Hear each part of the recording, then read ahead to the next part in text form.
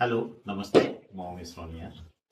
आज हामी कुरा गर्दैछौँ कुनै पनि औषधि हामी बोटल आइटमहरू भयो होइन, आइयर स्ट्राइल प्रिपरेसन भयो, ड्रप्सहरू त्यस्तो खालको औषधि एकचोटि खोलिसकेपछि त्यसलाई कति दिनसम्म युज गर्दा ठिक हुन्छ होइन।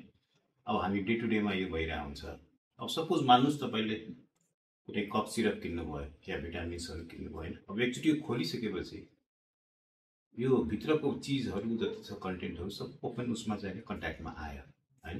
अब यो बिर्को बाहिर आएपछि अब यो सिरप हो, भित्रको भिटामिन्सहरू कफ सिरपहरू मोस्टली चाहिँ चिनीको सिरपमा बनाएको। अब यो चाहिँ तपाईँ सिल गर्दाखेरि पछि फेरि युज गरेर बन्द गर्दाखेरि यदि प्रोपरली क्लोज भएन भने त्यसमा कमिला पस्न सक्छ, ब्याक्टेरियल ग्रोथहरू या हुनसक्छ होइन, कन्टामिनेसन हुनसक्छ। अब त्यस कारणले के हुन्छ भन्दाखेरि अब यो चिजलाई चाहिँ हामीले सर्टेन औषधिहरू 3 हप्ताभित्र 4 हप्ताभित्र कन्ज्युम गरिहाल्नुपर्छ। केही औषधिहरू 1 हप्तासम्म मात्रै युज गर्नुपर्छ होइन। त्यस कारणले त्यो खोलिसकेपछि हामी अलिकति सावधानी बढ्नु जरुरी हुन्छ। तपाईँले कफ सिरप भिटामिन्सहरू भनिहाल्यो, यिनीहरू खोलेपछि राम्रो सिल गर्नुहोस् होइन, र 1 महिनाभन्दा बढी युज नगरेको बेटर होइन।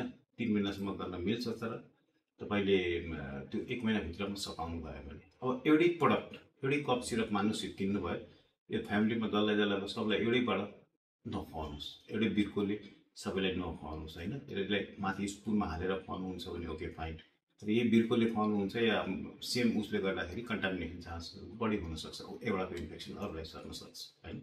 सो त्यस कारणले एकजनाले एउटा फाइल एकजनाले मात्र युज गर्ने र 1 महिनाभित्र यसलाई कन्ज्युम गर्ने।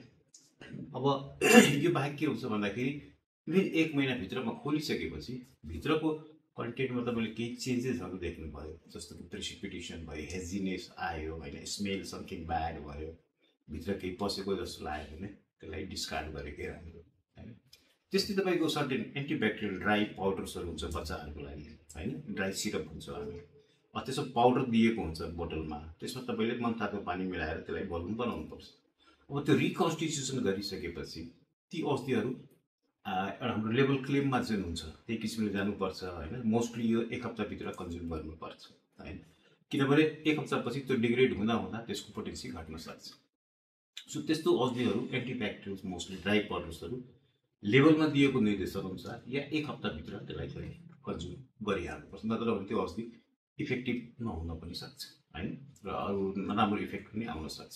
त्यस्तै अब तपाईँहरू यो हाम्रो ट्याब्लेट्सहरू भयो होइन, अब यो ट्याब्लेट्सहरूमा हामी यो त सिङ्गल युज हो, एउटा ट्याब चक्की निकाल्छौँ खान्छौँ, यसमा कुनै प्रब्लम भएन होइन। यो रियुज गर्न मिल्यो 6 महिनापछि, जबसम्म एक्सपायर हुँदैन तबसम्म यसलाई रियुज गर्न मिल्छ, तर बोटल आइटमहरूमा अलिकति अप्ठ्यारो हुन्छ। सिमिलरली तपाईँले स्ट्राइल प्रडक्ट आइयर ड्रप भयो होइन, अब यो आइयर ड्रपलाई एकचोटि खोलिसक्नु भएपछि त्यसमा चाहिँ कन्टामिनेसनको चान्स धेरै हुन्छ, तपाईँलाई थाहा छ आँखा धेरै सेन्सिटिभ पार्ट।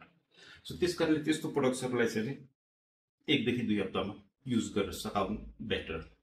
त्यसलाई पछि फेरि तपाईँको हुन्छ कहिलेकाहीँ 2 दिनमा हामीलाई 2 ड्रप हाल्यौँ आँखामा या कानमा, ठिक भएपछि हामी राखिदिन्छौँ, अनि पछि फेरि त्यस्तो अरूलाई फ्यामिलीलाई भयो भने हामी सेम चिज युज गर्छौँ होइन।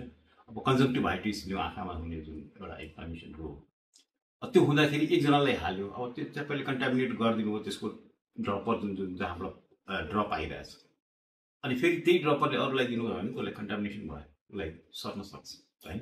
त यो चिजमा तपाईँले आइयर ड्रपहरू एकजनाले एउटै चिज फाइल युज गर्ने होइन, र खोलेको 1 हप्ताभित्र म्याक्सिमम् 2 हप्तासम्म त्यसलाई युज गऱ्यो भने द्याट विल बेटर होइन। अब यो बाहेक अब अरू पनि सिङ्गल युजहरू ड्रपहरू पनि हुन्छ, त्यस कारणले यी चिजहरूलाई तपाईँ ध्यानमा राखेर कुनै पनि औषधि एकचोटि खोलिसकेपछि बोटल आइटम्सहरू स्ट्राइल प्रडक्ट आइयरहरू यो कुरा ध्यानमा राख्नु होला। आजको लागि यति, नमस्कार।